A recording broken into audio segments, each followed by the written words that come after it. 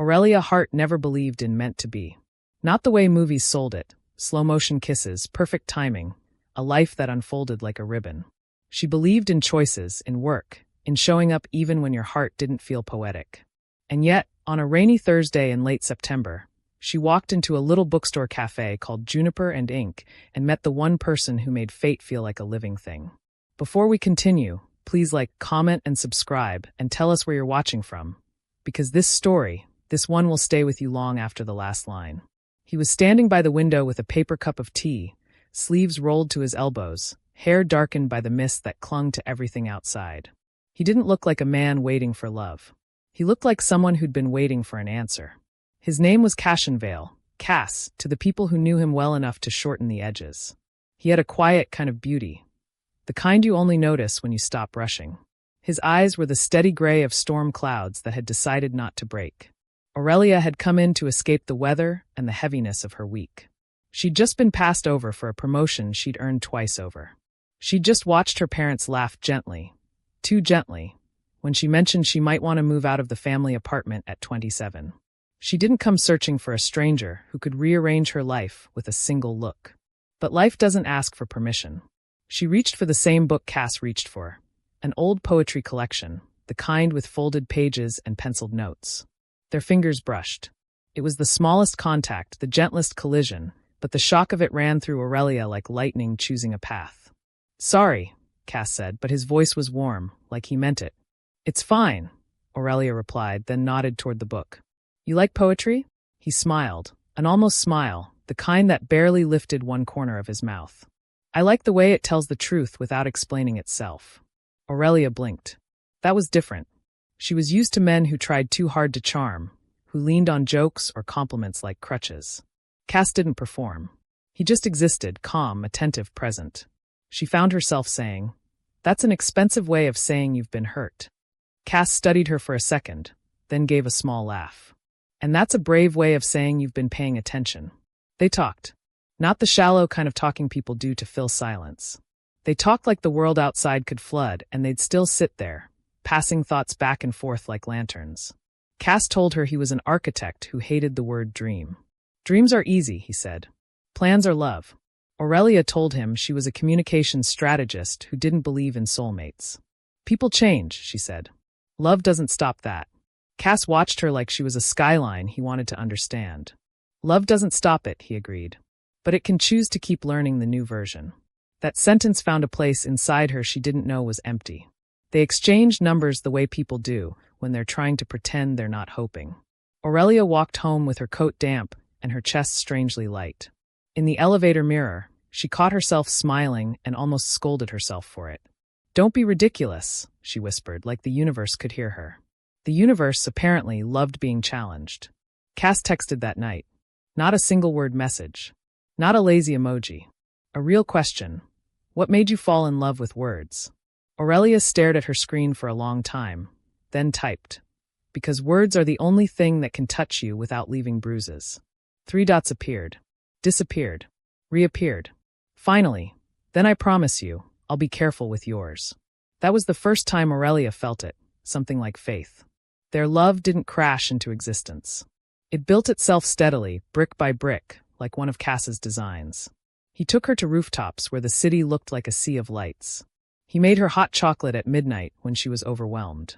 He remembered the small things, her dislike of overly sweet desserts, the way she went quiet when she was thinking too hard, the way she squeezed her thumb when she was anxious. Aurelia, in return, pulled Cass out of his solitude. She made him laugh until his shoulders shook. She made him dance in their socks in her living room, the radio low, the world reduced to a small circle of warmth. It wasn't perfect. Nothing real is. Cass had shadows. Sometimes he went distant, slipping into a silence that felt like a locked door. Aurelia had sharp edges, a habit of expecting disappointment, so it couldn't surprise her. But they learned. When Cass went quiet, Aurelia would sit beside him without demanding anything. When Aurelia braced for heartbreak, Cass would take her face in his hands and say, "Look at me. I'm here. I'm not leaving." And little by little, Aurelia started believing him. Months later, Cass brought her to a construction site at dawn. The air smelled like wet cement and new beginnings. He led her through an unfinished building, past scaffolding and stacked beams, up to a wide concrete platform that would someday be a terrace. From there, she could see the river, the city waking up, the sky turning pale gold. Cass pulled something from his pocket. A ring. Simple. Elegant. Like he knew Aurelia didn't need glitter to feel valued. She needed truth. "Aurelia," he said, voice steady but eyes fierce. "I don't know what the world will take from us, but I know what I want to give. I want to build a life with you. I want to keep choosing you, even when it's hard." Aurelia's throat tightened. "Cass!" He swallowed. "They say forever is a promise people make when they're drunk on love. But I'm sober. And I'm still saying it." The wind lifted Aurelia's hair. The sunrise painted Cass's face in warmth. For a moment, she believed the world was gentle. She nodded, tears spilling without permission. "Yes," she whispered. "Yes, Cashin." He slid the ring onto her finger like it belonged there. Like it had always belonged there. When he kissed her, Aurelia felt something inside her uncoil, something that had been braced for loss all her life. Later, they wrote vows together at her kitchen table. Cass wrote in neat, careful lines. Aurelia wrote in messy bursts, crossing out words and rewriting them until the page looked like a battlefield. Cass's vow ended with, "I promise you forever." Aurelia stared at that word, forever, until her chest ached. "Do you really believe that?" she asked quietly. Cass looked up. "I believe in you. I believe in us." Aurelia forced a smile. That wasn't the question. Cass reached across the table and threaded his fingers with hers. "Forever isn't a length of time," he said. "It's an intention." Aurelia nodded, but something deep inside her whispered, "Be careful. Fate doesn't like confident people." The wedding was small, intimate. Candlelight, soft music, a garden that smelled like jasmine and rain. Aurelia walked down the aisle to Cass, hands trembling in her bouquet. Her father cried openly, which shocked everyone. Her mother whispered prayers under her breath. Cass's eyes never left Aurelia's face, as if he was memorizing her. When it came time for vows, Cass spoke first. He didn't read. He looked at her and said, "You are the safest place I've ever known. When you smile, I feel like the world forgives me for existing. I promise to keep learning you. I promise to choose you on the easy days and the days that try to destroy us."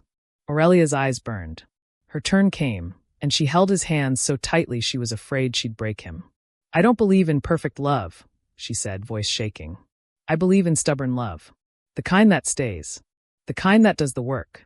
I promise to fight for us even when my fear tells me to run. I promise to be gentle with your heart. I promise to come back to you, again and again." Cass's eyes shone like he was holding back tears. The officiant smiled. "Do you, Cashin Vale, take Aurelia heart?"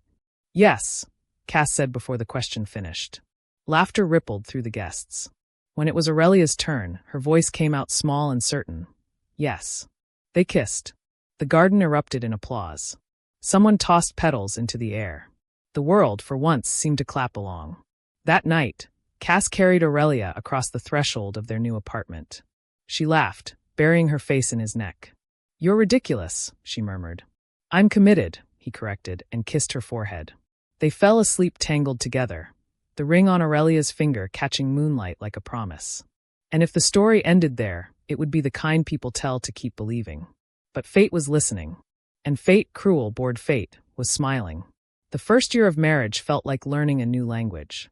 Aurelia learned the sound Cass made when he was halfway between sleep and waking. Cass learned how Aurelia hummed quietly when she was stressed.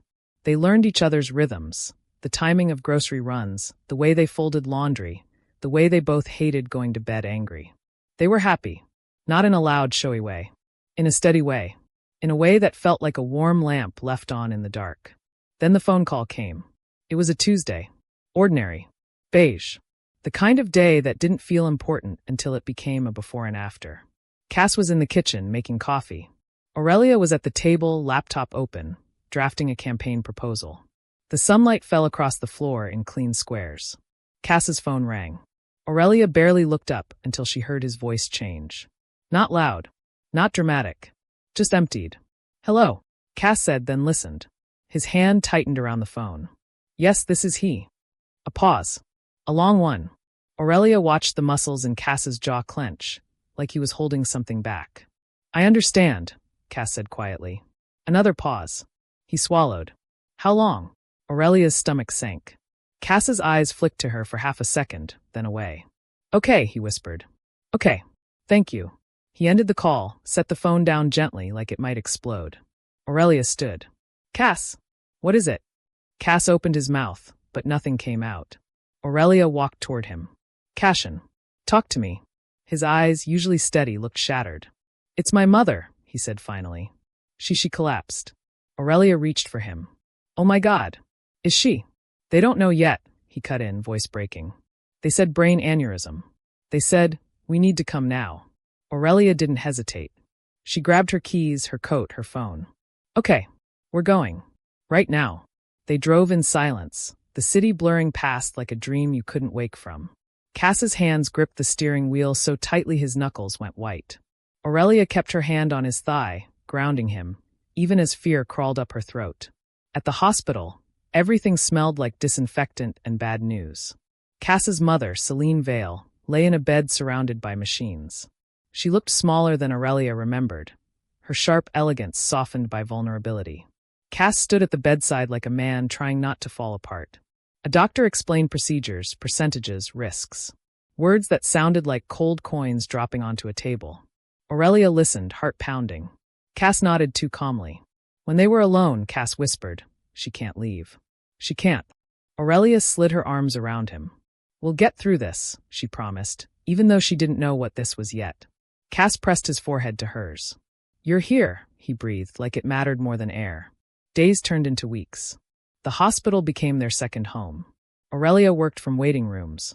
Cass stopped going to his office. Sleep happened in fragments, in chairs that were never meant for resting. Celine survived the surgery, but survival didn't mean recovery. Cass's mother couldn't speak at first.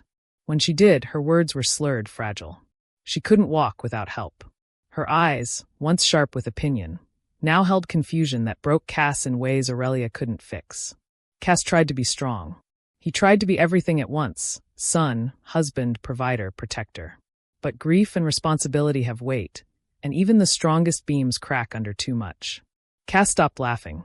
He stopped touching Aurelia the way he used to, like he couldn't get enough of her, like love was an instinct.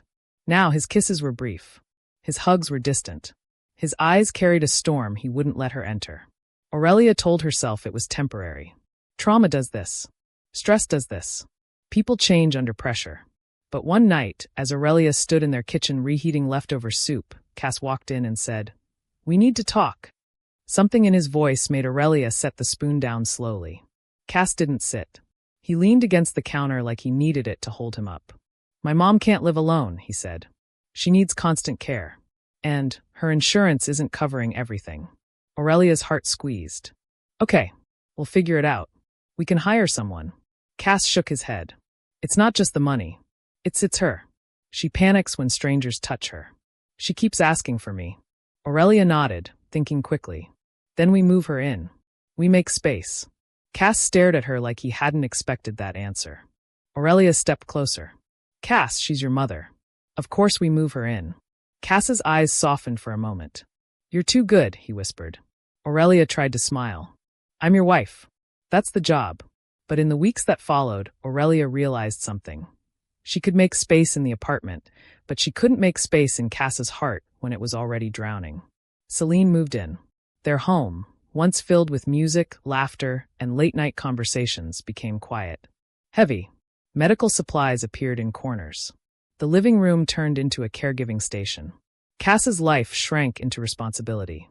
And Aurelia began to feel like a ghost in her own marriage. Cass stopped sleeping in their bed. I don't want to wake you, he'd say. I'll take the couch. Aurelia would lie awake anyway, listening to him move around, listening to the silence between them grow. One night, she found Cass sitting in the dark living room, head in his hands. Aurelia knelt beside him. Cass, talk to me. His voice came out rough. I'm failing everyone. You're not. I'm failing you, he whispered, and that confession cut deeper than anger would have. Aurelia took his hands. You're not failing me. I miss you, yes. But I'm here. I'm still here. Cass looked at her, eyes raw. I don't know how to be a husband right now. Aurelia's throat tightened. Then just be Cass. I married that. Cass blinked, tears finally spilling. I promised you forever. Aurelia forced a shaky smile. I know. Cass's voice cracked. And I meant it. Aurelia leaned forward and kissed his forehead. Then mean it again tomorrow. He breathed like he was trying. A month later, Cass got sick. At first, it seemed like exhaustion. He coughed, shrugged it off. Kept moving. Kept doing everything. Then one morning, Aurelia woke up to find him burning with fever, shaking so hard he could barely hold a glass of water. She rushed him to the hospital. Again, different hallway. Same smell of fear. This time, the tests took longer. Doctors spoke in careful tones. Cass looked pale, too calm, like he'd stepped outside of himself. Aurelia sat in a plastic chair, knees bouncing, hands clasped so tightly her fingers ached. When the doctor finally returned, Aurelia stood so fast she nearly toppled. The doctor's face was kind, and that kindness terrified Aurelia. We found something, the doctor said. A mass. We need to do further tests, but… Aurelia felt the room tilt. But what? The doctor hesitated. It's suspicious. Cass reached for Aurelia's hand, squeezing once like a signal. Aurelia stared at Cass, searching his face for denial, for humor, for anything that said this isn't real. Cass looked at her and whispered, "Hey." Aurelia's eyes filled. "No," she breathed. "No, Cass, please." Cass kissed her knuckles. "I'm here." But Aurelia heard the lie underneath the comfort. "I'm here for now." The diagnosis came like a hammer. Cancer. Aggressive. The kind that doesn't ask about your plans. The kind that steals time with no apology. Aurelia didn't cry at first. She went numb. She made lists. She researched specialists. She scheduled appointments. She moved through the days like a soldier. Cass, strangely, became gentler. He started touching Aurelia again, holding her waist, brushing her hair back, kissing her hand like he was trying to memorize it. He started looking at her the way he used to, but now his eyes carried grief. One night, Aurelia found Cass in their bedroom staring at their wedding photo. The one where they were laughing, foreheads touching, hands linked like they could hold the world together. Aurelia sat beside him. "Don't look at that like it's a funeral." Cass swallowed. "I promised you forever." Aurelia's chest tightened. "Don't do this." Cass turned to her, eyes shining. "Tell me you still believe me." Aurelia wanted to. She wanted to take that promise and build a fortress with it. But fate had already started laughing, and Aurelia could hear it in every silent hallway, every doctor's pause, every sleepless night. She cupped Cass's face, forcing herself to be brave. "I believe you meant it," she whispered.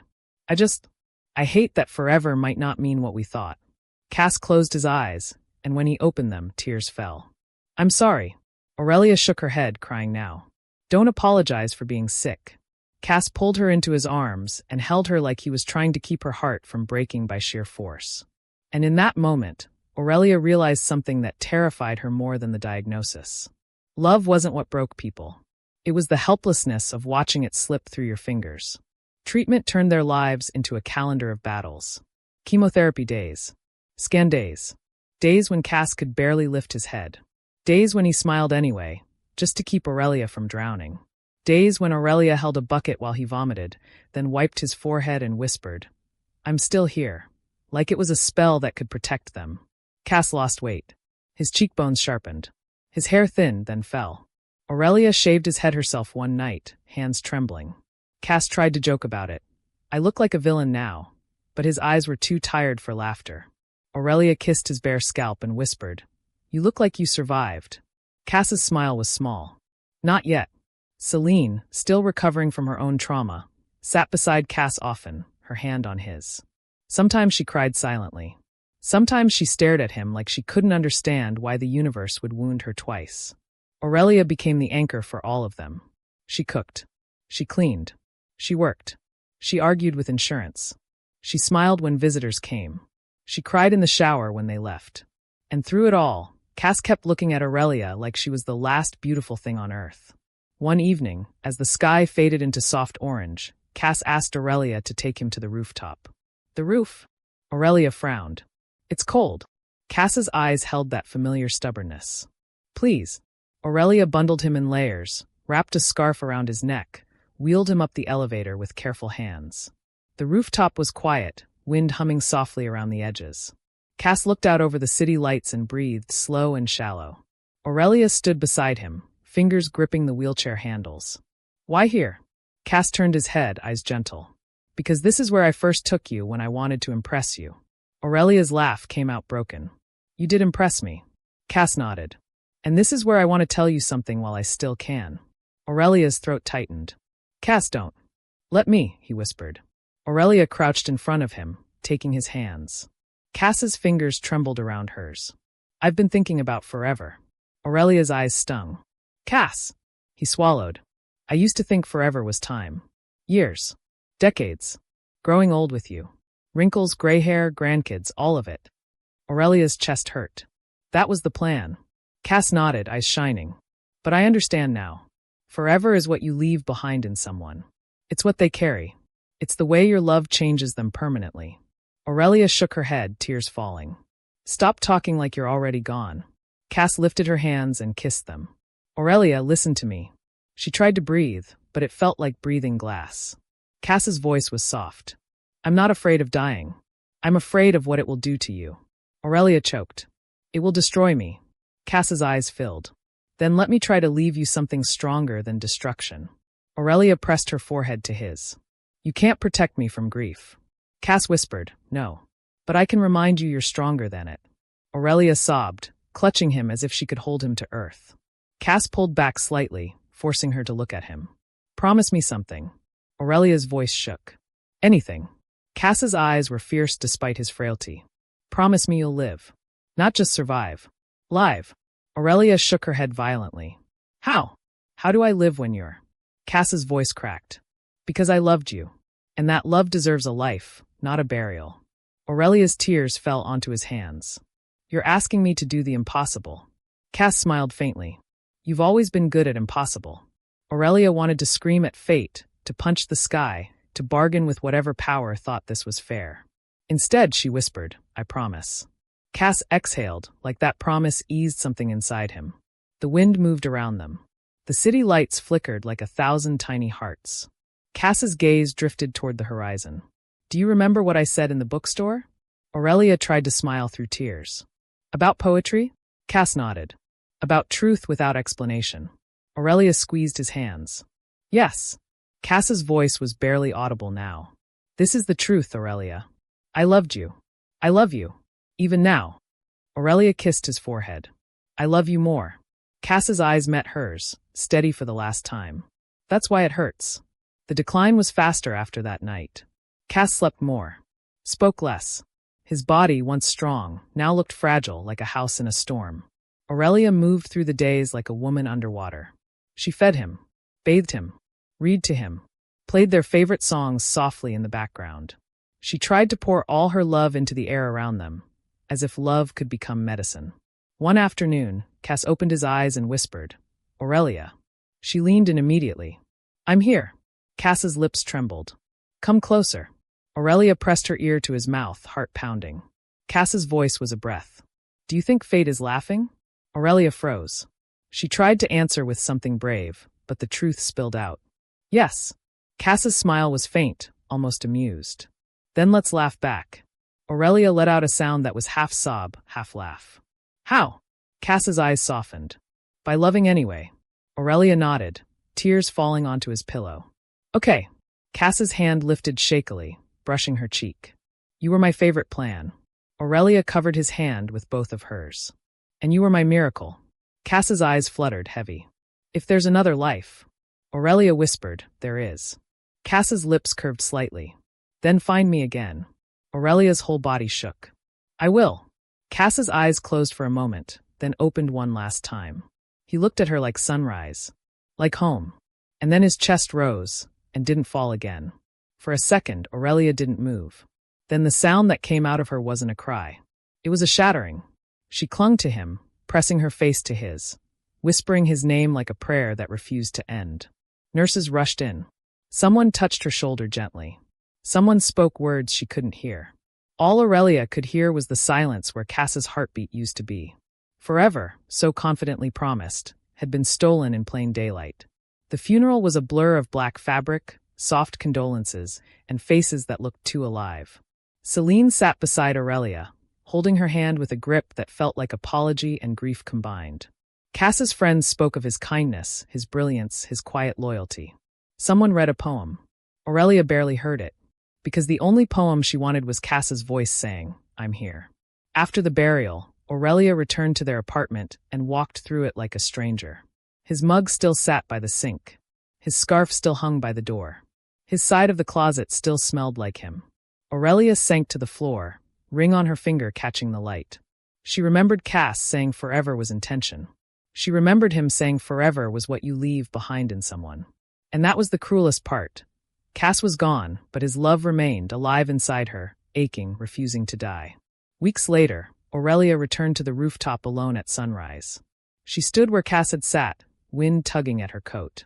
The city looked the same. The sky still turned gold. The world still moved forward, indifferent and relentless. Aurelia pressed her hand to her chest and whispered, "You promised forever." The wind answered with silence. She laughed, one broken laugh, because it was absurd how love could be so huge and life could still be so unfair. Then she whispered, "But you were right." She wiped her tears and looked toward the horizon. "Forever isn't time," she said softly. "Forever is what you changed in me." And for the first time since Cass died, Aurelia breathed without feeling like she was drowning. She didn't feel healed. She didn't feel okay. But she felt alive. And somewhere, in the quiet space between grief and survival, Aurelia chose to laugh back at fate the only way she knew how. By loving him still, without getting to keep him. Before we end, please like, comment, and subscribe and tell us where you're watching from. And if you've ever loved someone so deeply it rewrote you, leave Cass and Aurelia a message in the comments, because some promises don't last in time, but they last in us.